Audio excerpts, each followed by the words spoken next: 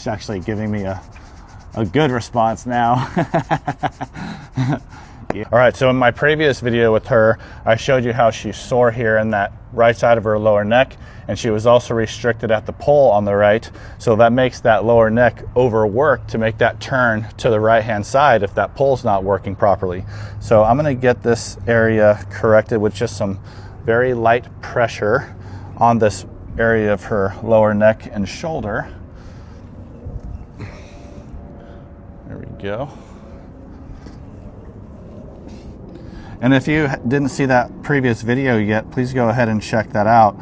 This mare is in foal. She's expected to foal out on January 14th.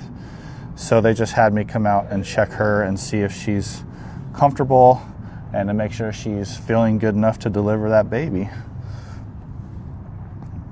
So I'm just putting light pressure into the belly of this muscle, and it's just light pressure. So I curl the pads of my fingers straight into that muscle like I'm trying to do this, like I'm trying to touch the heel of my hand.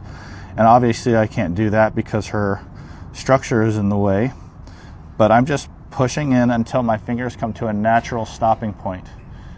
If I'm pushing any harder, it feels like I have to force it, and that becomes uncomfortable for her. So you just want to apply this light pressure. You can see how she's dropping her head and moving around. This really feels good to them if you just hold this light pressure with the pads of your fingers.